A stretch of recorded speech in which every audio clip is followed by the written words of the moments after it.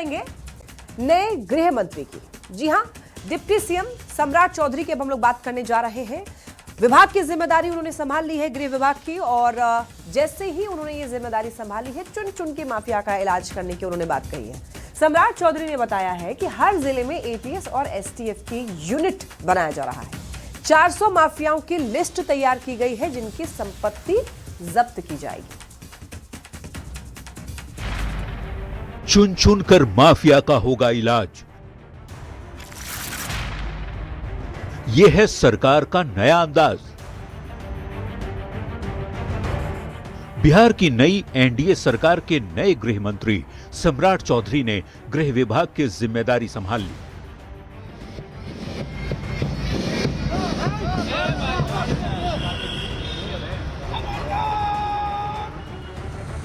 जिम्मेदारी संभालते ही सम्राट चौधरी ने यह साफ कर दिया कि लॉ एंड ऑर्डर को और भी ज्यादा ठीक किया जाएगा। माफिया कोई भी हो, उस पर कार्रवाई की जाएगी। मैं बार बार कहता हूं कि ऑर्गेनाइज क्राइम नहीं होने दूंगा। किसी भी हालत में ऑर्गेनाइज क्राइम करने वाले के खिलाफ बिहार की पुलिस सख्ती के साथ कार्रवाई करेगी। सम्राट चौधरी ने साफ शब्दों में बताया कि बालू माफिया हो, शराब माफिया हो, जमीन माफिया हो, सभी का चुन चुन कर इलाज किया जाएगा। संपत्ति जब्ती के लिए 400 लोगों को चिन्हित किया जा चुका है, जिसमें से 2 के लिए कोर्ट से अनुमति भी मिल गई है। वैसे लगभग 400 लोगों को आइडेंटिफाई किया है। सरकार ने न्यायालय में इसके लिए आवेदन दिया है।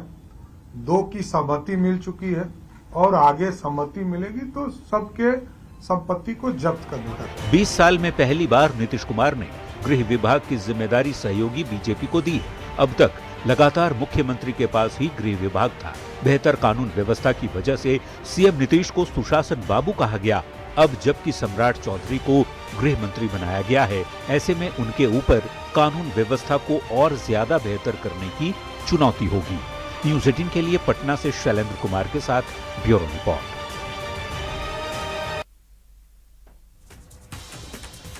देखिए, मंगलवार को डिप्टी सीएम सम्राट चौधरी ने बिहार के गृह मंत्री का पदभार संभाल लिया है और गृह मंत्री के रूप में पदभार संभालने के बाद सम्राट चौधरी ने सीधा संदेश दिया है और संदेश ये है कि अपराधियों के लिए बिहार में जगह नहीं है। बिहार से माफिया को जाना ही पड़ेगा, उनको भागना ही पड़ेगा और चुन चुन करके माफियाओं का इलाज होगा, ऐसा सम्राट चौधरी ने कहा है। उन्होंने ये भी कहा है कि संपत्ति जब्त कर ली जाएगी और 400 लोगों को चिन्हित किया गया है। कोर्ट के आदेश पर संपत्ति जब्त होगी।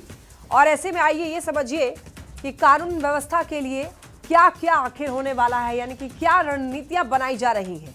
तो आपको बताते चलें कि हर जिले में एटीएस और एसटीएफ की यूनिट होगी और यही नहीं, साइबर क्राइम को रोकने के लिए हर जिले में यूनिट तैयार की जा रही है। एंटी रोमियो स्क्वाड भी बनाया जाएगा और इसके साथ साथ जेल को पूरी तरीके से निगरानी में रखा जाएगा। और यही नहीं, सोशल मीडिया पर गाली देने वालों पर भी कार्रवाई होगी।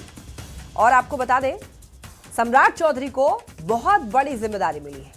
पहली बार बीजेपी के पास ये गृह विभाग है और पहली बार बीजेपी का कोई नेता जो है गृह मंत्री बना है।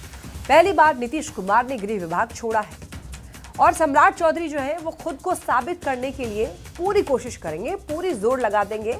तो कानून व्यवस्था को और ज्यादा बेहतर करने की दिशा में काम करने की वो कोशिश करेंगे। और इतना ही नहीं, कानून व्यवस्था जो है वो बेहतर होगी तो उद्योगपतियों का विश्वास बढ़ेगा। राज्य में बिहार में बड़े बड़े उद्योग लग पाएंगे और उद्योग लगने से रोजगार का सृजन भी होगा। और इससे क्या होगा, बिहार में रोजगार मिलने से पलायन रुकेगा, यहाँ के जो लोग हैं वो यही रहेंगे।